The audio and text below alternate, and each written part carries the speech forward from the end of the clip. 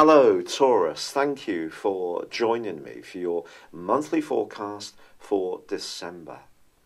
On the 11th of October, Jupiter, the planet of growth, but crucially of good fortune, moved into your sector of relationships. On the 9th of this month, Mars, the power planet, is going to punch its way into the same location.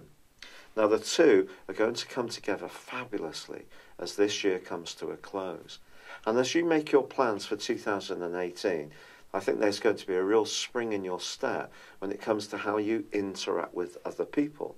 You're going to be more outgoing, more intrigued about what you can gain from engaging with others. Now, since 2008, Pluto has been pushing you to change your world, and slowly but surely, you probably have been experimenting with different things or thinking about being a little bit more independent in your approach to life. Now, Mars in the 7th house, the sector of relationships, is not necessarily going to make you a dependent individual, but it's certainly giving you the desire to go for what you want around relationships. And with Jupiter alongside, a bit of risk-taking, it could actually pay off marvellously well. Now, in reverse order, the Sun moves onto the 22nd into the part of your scope which is to do with expansion. Now, with Pluto already in this location, you're going to really feel a desire to be much more adventurous, I feel, as this year comes to a close. And yet, the early weeks of this year can really, for a lot of us, be marred with a certain amount of politics. This is because there is a combination of the Sun, of Mercury, and also of Venus and of Saturn until the 20th of this month, all located in the sign of Sagittarius. Now, Mercury is going to be alongside Saturn in week 1 and also in week 3, but the Sun, crucially, is going to be squaring with Neptune in week 1, Venus, your ruler, in week 2, and Mercury in week 3. The outcome of this suggests that if you're rather idealistic around the things you share closely with anyone else, it might not necessarily be the right approach. You may have something of a wake-up call around the reality of a situation. Perhaps your future plans are going to be shifting in front of your very eyes, or someone else that you've been cooperating with might start to take a different approach themselves.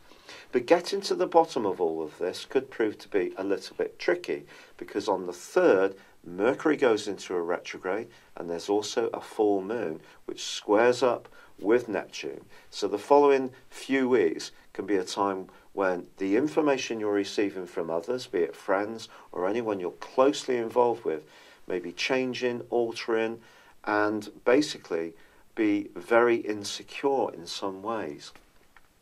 So how do you hack your way through this? Well, I think Mars is certainly going to help, because once he moves on the 9th, you're going to be demanding answers, really being much more straightforward in your approach. And even if you have got some worries that you've been keeping on the back burner, you're going to be much more confrontational about pinning people down, even if that's something that you personally don't like. But all of this is going to help you to get to the bottom of what's really important for you in your situation, what you want to preserve and what you want to evolve from and move towards in a new way. And the new moon, which occurs on the 18th, will really help you to understand just what. Now, the 20th sees Saturn move into Capricorn. Saturn moving into this area for you is about information, it's about knowledge, and it's about travel. So any expansion you do want to undergo over the next 2.5 years is probably going to see you have to work very hard for it. So for example, if you want to take on some form of higher education, the perspiration that you input is eventually going to give you something which is hugely enriching and invaluable, but it will take that hard graft. But it's a rare Taurus that doesn't want to get stuck in, test themselves out and find out what is really tangible from a situation. But if you're thinking about relocating, travelling more, having some kind of interaction with people overseas, it's all going to be very much in your thoughts in this last phase of the year. On the 22nd, the Sun moves into the same location, joining up, of course, with Pluto.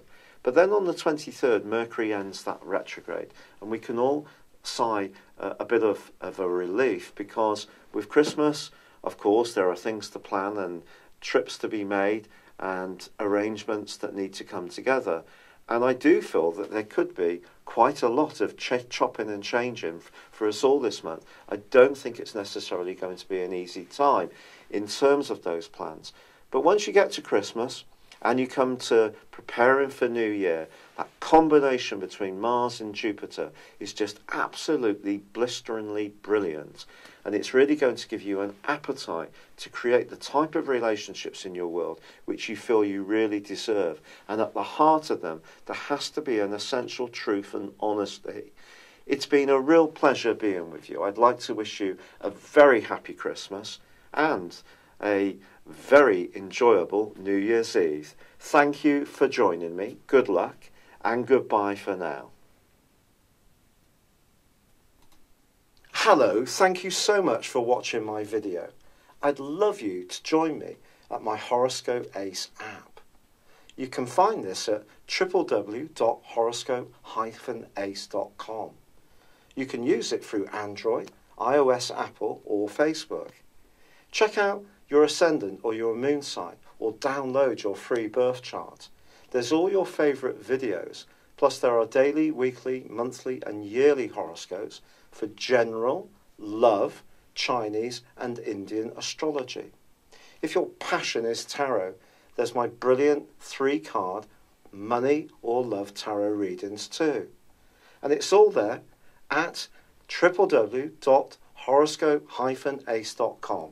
Thank you.